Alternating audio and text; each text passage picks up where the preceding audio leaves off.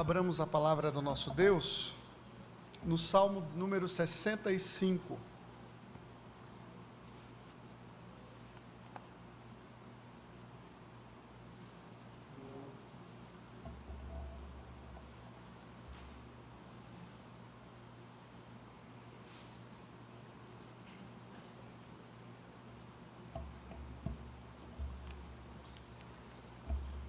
Salmo 65.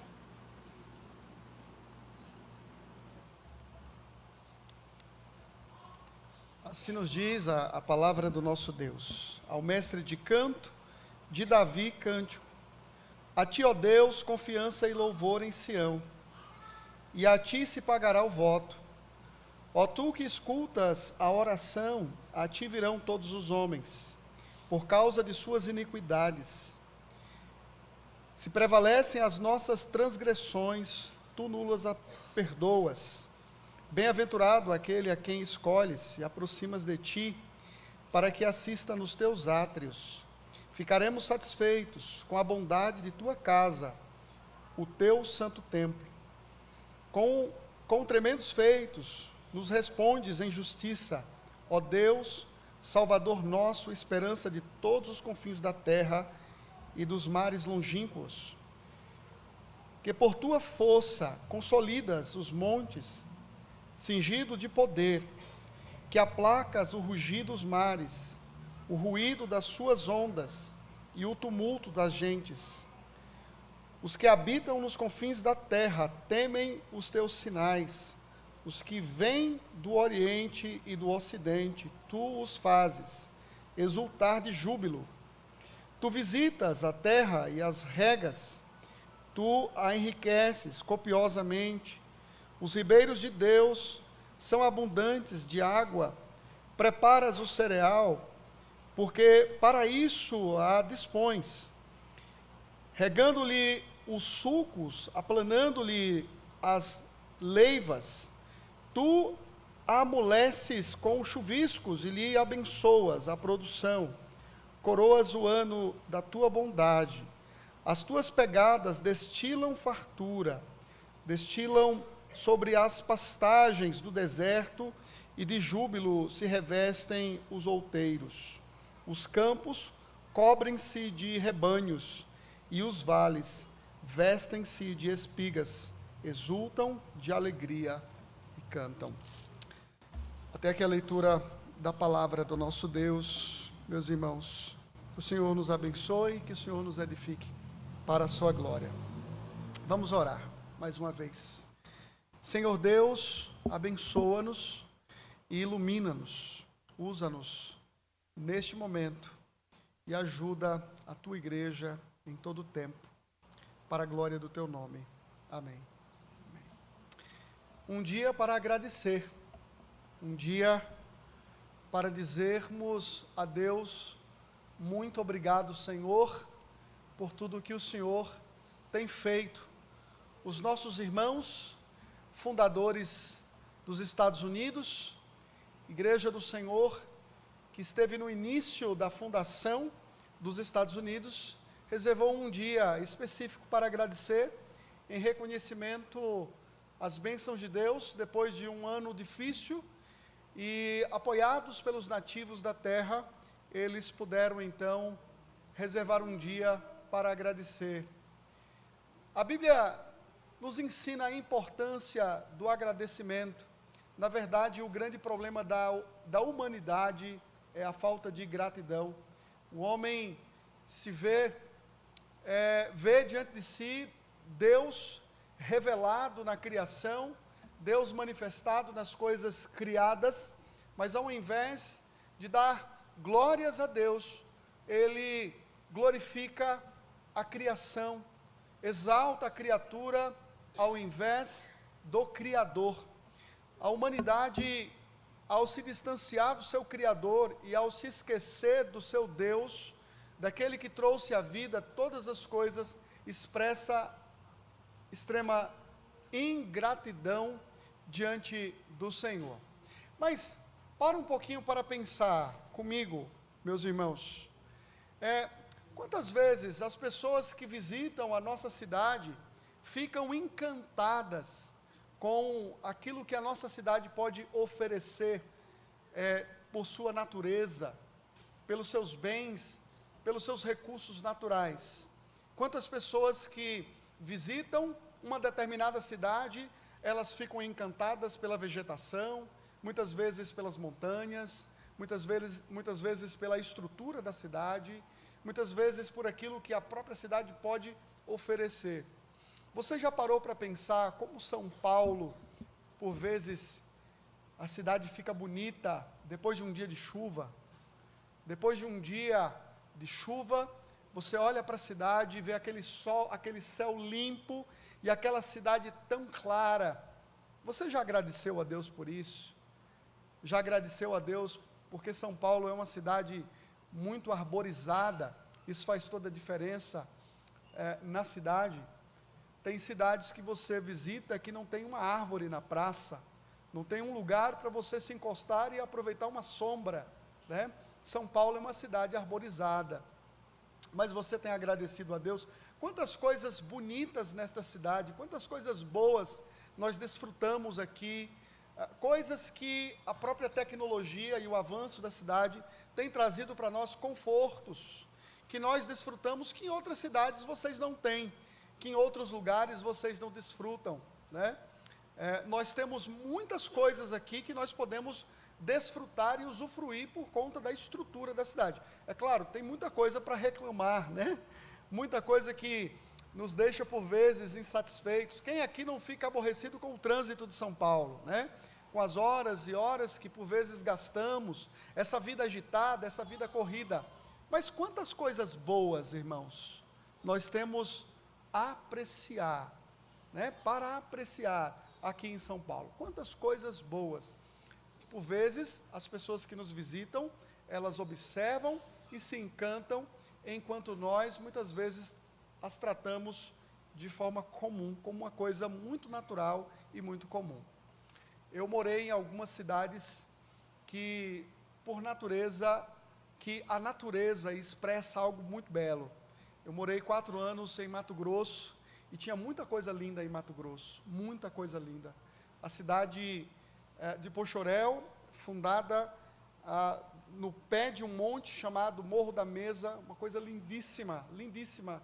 De manhã você acordava, aquele morro estava coberto de nuvens, a coisa mais linda do mundo. Morei 11 anos em Minas, num vale, num lugar de uma vegetação belíssima, em que você abria a janela da sua casa e você tinha um quadro natural exposto para você apreciar e valorizar, né? E aqui em São Paulo você tem as suas belezas, os seus aspectos que nós podemos apreciar e podemos valorizar e que por vezes não reconhecemos e não agradecemos a Deus. O Salmo 65 é um daqueles salmos escritos talvez por um fazendeiro, por alguém que conhecia muito bem a vegetação de Canaã, um pastor de ovelhas.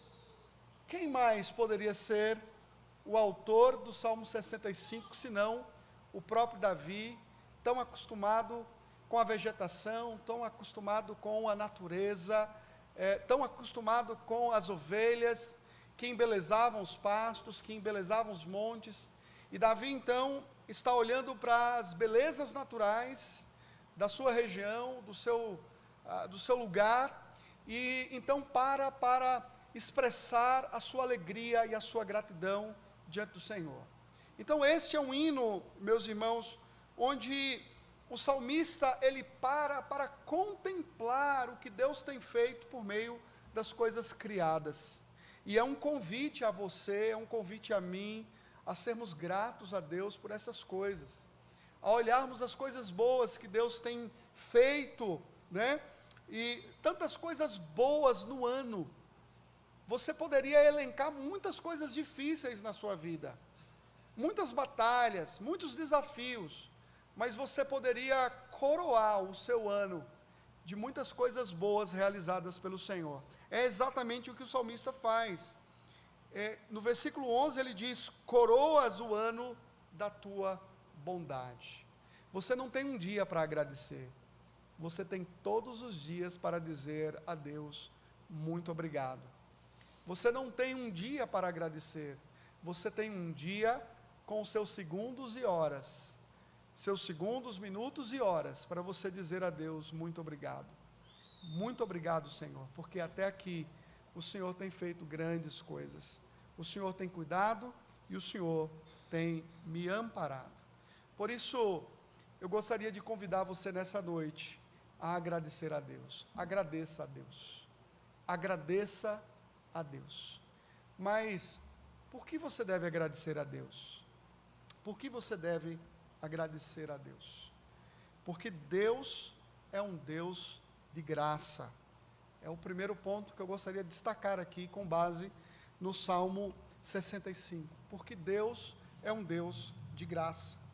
Ele diz aí no versículo 1, a ti, ó Deus, confiança e louvor em Sião, e a ti se pagará o voto. Ó tu que escutas a oração, a ti virão todos os homens por causa de suas iniquidades. Se prevalecem as nossas transgressões, tu nulas perdoas. Deus é um Deus digno de ser louvado em Sião.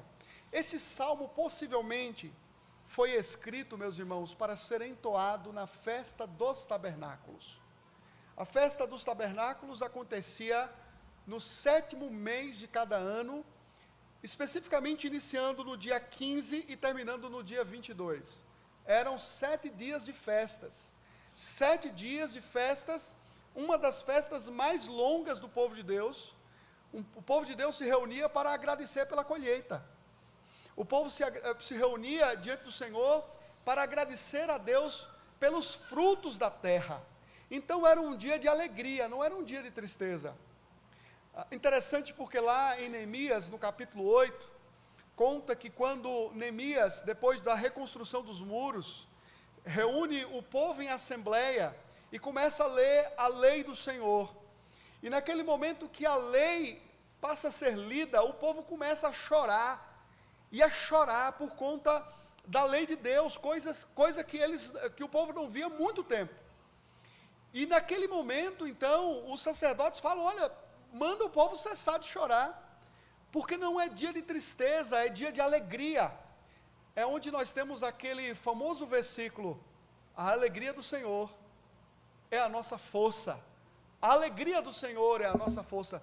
Deus preparou uma festa específica para o seu povo, uma festa para se alegrar, para que o seu povo pudesse se alegrar diante dele e agradecer pelos frutos da terra. Então, este salmo foi composto exatamente para essa ocasião, uma ocasião de alegria, uma ocasião de gratidão, mas também era uma ocasião de gratidão, porque antes desta festa acontecia a expiação. Era um momento onde um cordeiro era sacrificado, substituindo assim o seu povo, o povo de Deus, e Deus então perdoava o seu povo. Então, após o perdão, existe o quê? Existe festa, existe alegria, existe gratidão, existe louvor, existe exultação por parte do povo de Deus.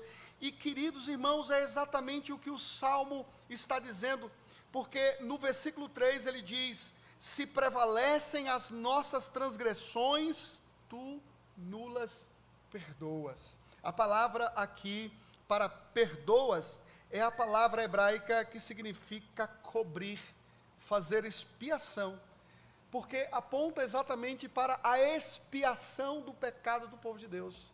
Você sabe quem expiou o seu pecado? Você sabe quem foi o cordeiro que foi sacrificado para que os seus pecados fossem perdoados? Foi Jesus Cristo. É por esta razão que o apóstolo João disse, eis o Cordeiro de Deus que tira o pecado do mundo. Cristo fez expiação pelos seus e pelos meus pecados. E por esta razão, então, pessoas de todas as tribos e de todas as nações podem se aproximar diante de Deus na certeza de que Deus vai ouvir as suas orações por meio de Jesus Cristo. Então aqui nós temos um tipo de universalismo, não aquele universalismo que diz que a verdade está em todas as religiões e todas as religiões são verdadeiras, mas o universalismo que diz que todos os homens de todas as línguas e nações, aqueles que se aproximam de Deus com o coração verdadeiro, eles são recebidos. E é por isso então que o versículo 4 diz: bem-aventurado aquele a quem escolhes e aproximas de ti, para que assista nos teus átrios. Ficaremos satisfeitos com a bondade de tua casa e teu santo templo. A felicidade, irmãos, está exatamente para aqueles que desfrutam da intimidade e da comunhão com o nosso Deus. Bem-aventurados são aqueles que estão próximos do Senhor. São aqueles que Deus escolhe para estarem na presença dEle em comunhão e celebração diante do Senhor. Deus é um Deus de graça, que expiou o seu pecado em Jesus Cristo. Então, se você não tivesse nada nesta vida, você teria tudo para agradecer a Deus. Por que você deve então agradecer a Deus? Porque Deus é um Deus de graça. Ele expiou os seus pecados, Ele ouve as suas orações, Ele atende às suas orações, e não apenas isso, Ele proporciona a você comunhão com Ele, celebração. Meus irmãos, não existe nada mais precioso do que estarmos na presença de Deus, do que termos a consciência de que somos um povo feliz, de que somos um povo bem-aventurado. Bem-aventurado não porque você mereceu alguma coisa, não porque você fez alguma coisa para garantir o perdão de Deus, mas porque Deus mesmo expiou o seu pecado. Deus mesmo perdoou os seus pecados. Não você, não eu, não as nossas forças, não as nossas habilidades, mas o próprio Deus. As nossas iniquidades se levantam em toda a sua força e poder e nos empurram para longe da presença do Santo Deus. Os nossos pecados, eles fazem isso. Mas Deus mesmo, na plenitude da sua misericórdia, cobre as nossas iniquidades, não olham para elas, e assim permite que nos aproximemos dEle, para desfrutarmos do seu amor e para desfrutarmos da sua comunhão. O que mais você precisa? Que razão maior você precisa para dizer a Deus, muito obrigado? Por isso, quando nós cantamos o hino 62, graças te dou por tudo que me deste, primeiro a salvação em meu Jesus. É um fato que deve ser uma realidade do seu coração. Todos os dias, você tem que entender, você tem motivos para dizer a Deus, muito obrigado. Todas as manhãs, todas as noites, todas as madrugadas, nos momentos mais difíceis e mais tenebrosos da sua vida, você tem motivos para dizer, Senhor, muito obrigado e muito obrigado. Por que você deve agradecer a Deus? Porque Deus é um Deus de poder. Deus é um Deus de poder. Ele não só é um Deus de graça, mas Ele é um Deus de poder. Uma coisa é ser gracioso como Deus é. Outra coisa, bem diferente e também importante, é ser capaz de ajudar, né? Deus não só é gracioso, tem graça, mas Ele também tem poder. Ele é poderoso para fazer infinitamente mais, né? Eu assisti uma reportagem agora, não sei se foi no início de novembro ou no finalzinho de outubro, uma chuva muito forte que deu em Campinas, e uma jovem que estava voltando para casa, uma jovem de 18 anos, ela ficou tentando lutar ali contra a correnteza da água muito forte, uma jovem, e um senhor tentando ajudar aquela moça, jogando a mangueira, tentou de todas as formas salvar a vida daquela moça. Um ato de coragem deste homem, fotógrafo, que tentou de todas as maneiras salvar a vida daquela moça, mas infelizmente a jovem foi levada pela correnteza e não conseguiu então sobreviver à força da água, e infelizmente veio a óbito, né? Imagina o coração daquele homem, né? Imagina o coração daquele senhor que não pôde ajudar aquela jovem.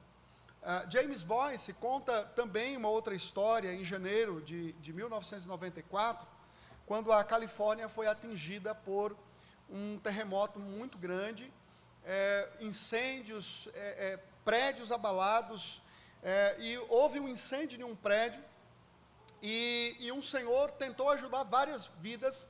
Ele conseguiu salvar muitas pessoas mesmo, com o seu esforço, com o seu labor, mas houve um homem que ele não conseguiu salvar, e isso gerou muita tristeza no seu coração, depois de tantas vidas salvas, mas aquela única vida que ele não pôde salvar, isso o abateu profundamente, de forma que o levou a uma tristeza profunda.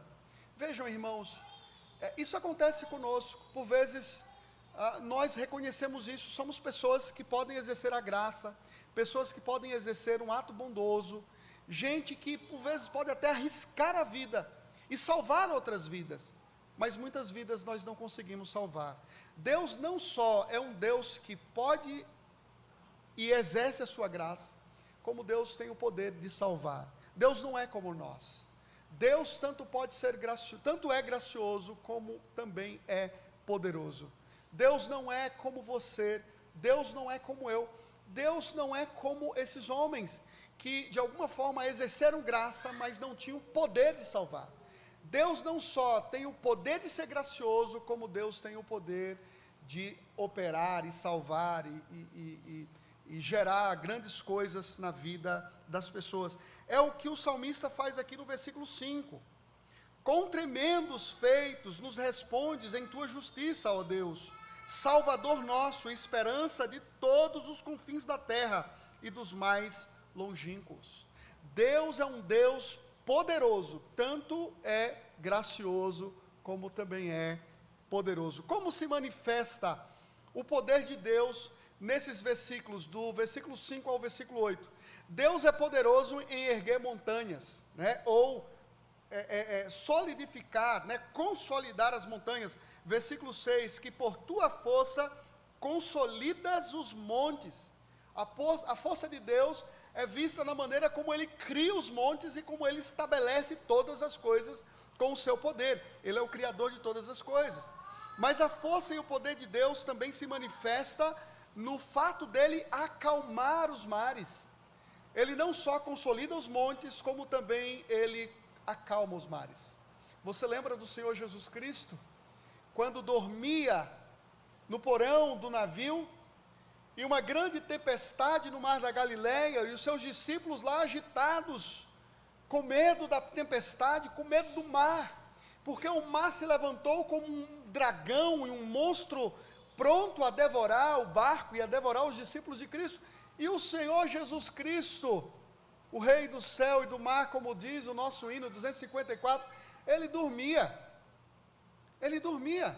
E quando os discípulos despertam o Senhor Jesus, como é que ele faz? O que ele diz? Acalma-te, emudece. Como dono de um simples cachorrinho raivoso, ele diz: fica quieto, acalma, tenha calma, vá para o seu lugar. É o que o Senhor Jesus Cristo ele faz. Acalma-te, emudece. E o texto bíblico diz que o mar se acalmou, depois da ordem soberana do nosso Senhor Jesus Cristo.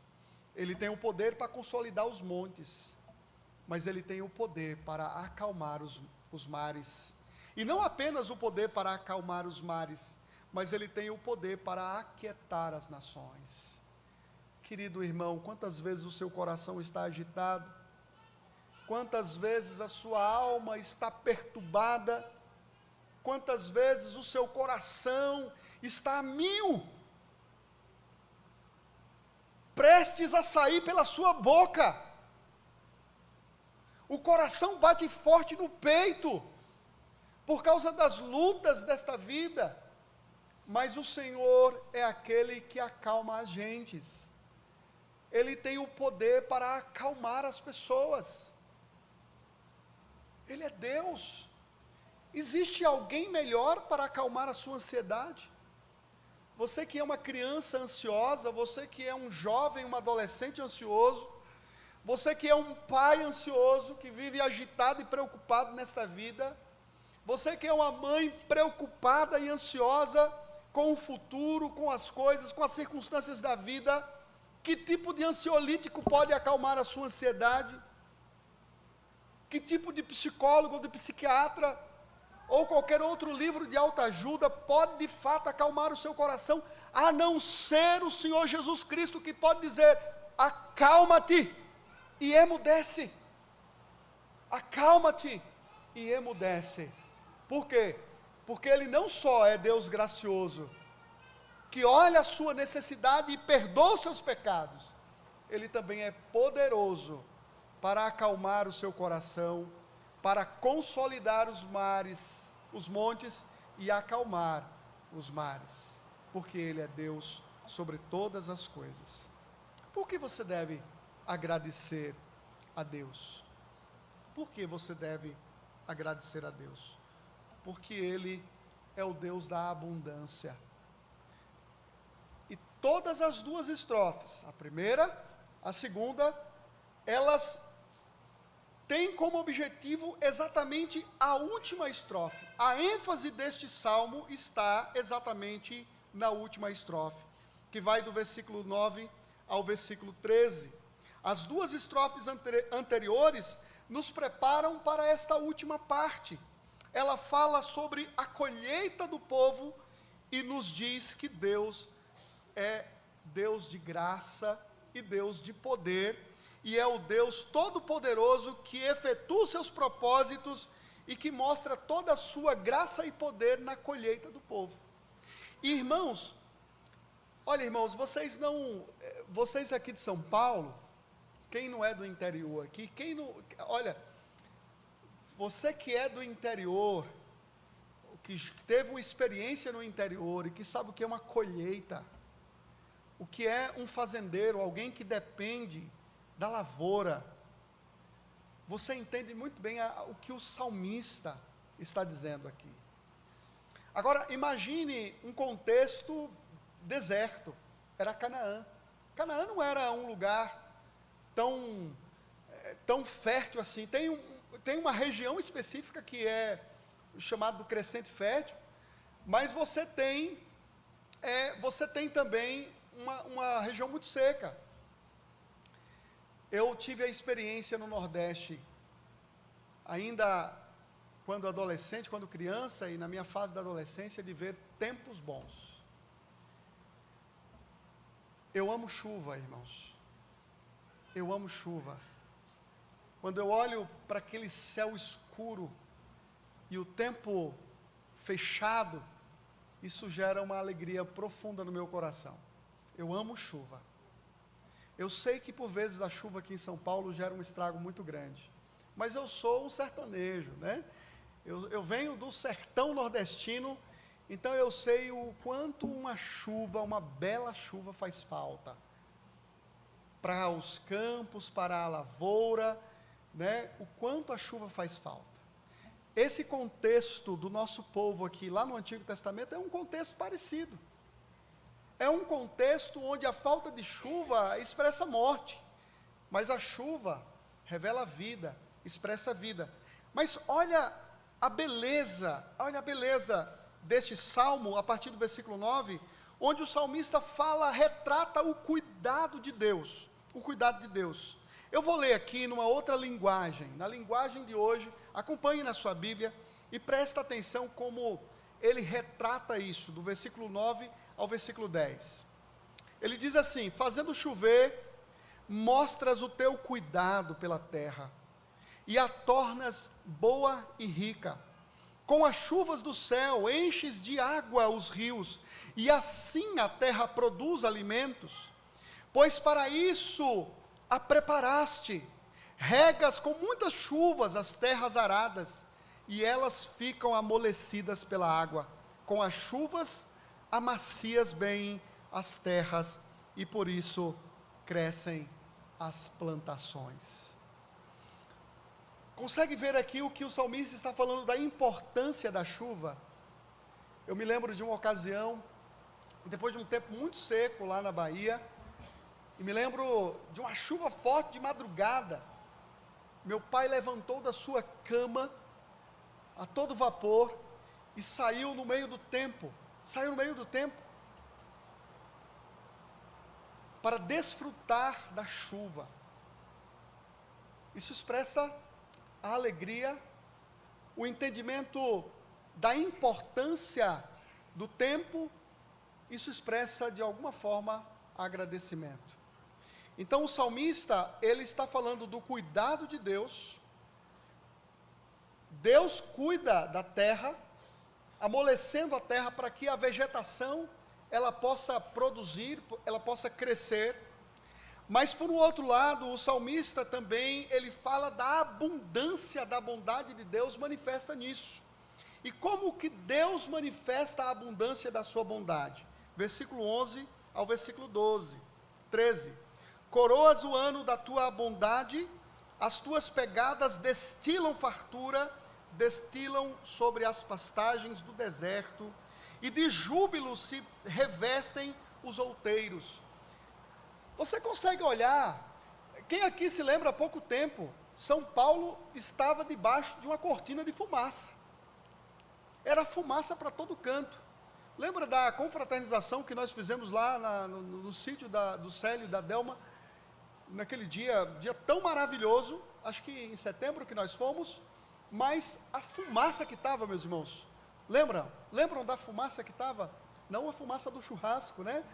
Também, mas a fumaça que cobria São Paulo, muitas queimadas. Mas hoje você olha para a Mantiqueira e você vê um verde belo. É isso que o salmista está falando aqui. Os montes se revestem de alegria, e os montes se enfeitam não só do verde exuberante, mas os montes se revestem de ovelhas que encantam e que embelezam a criação de Deus. O que o salmista está fazendo a você e a mim aqui, é convidando você a olhar para a vida, meu irmão. Olhe para o tempo, olhe para a cidade de São Paulo, olhe para a sua igreja, olhe para a sua família, olhe para a sua casa, olhe para as coisas boas do ano. O ano foi coroado por muitas bênçãos de Deus, muitas lutas, muitas guerras, mas muitas coisas boas de Deus na sua vida. Olhe para aquilo que Deus tem feito de bom na sua vida. Deixa eu concluir aqui, falando de uma situação que a Corrie ten Boom, uma cristã protestante holandesa, que foi grandemente usada por Deus, juntamente com seu pai, sua irmã, Betsy, para salvar muitos judeus no período do Holocausto.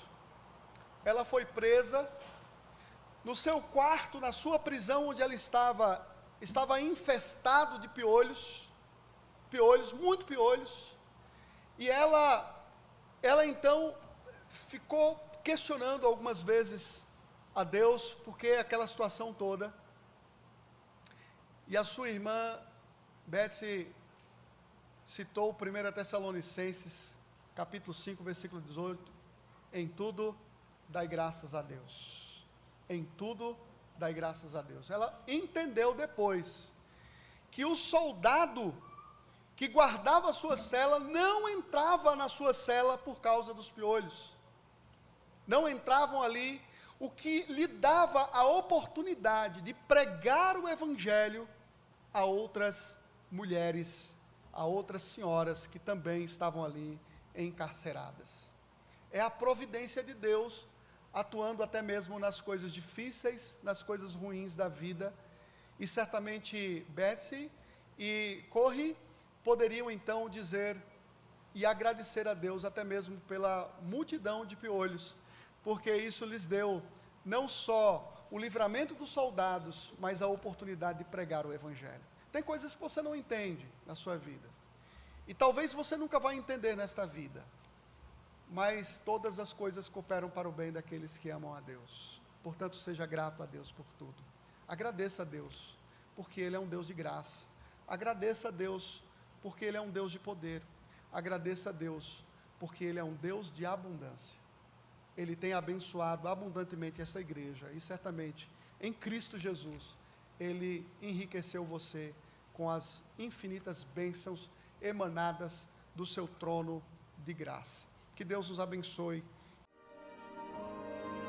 In Christ alone, who took on flesh, fullness of God in endless faith, this gift of love and righteousness, scorned by the ones He came to save, till on that cross that Jesus died, the wrath of God was satisfied, for every sin on Him was laid, here in the death of Christ.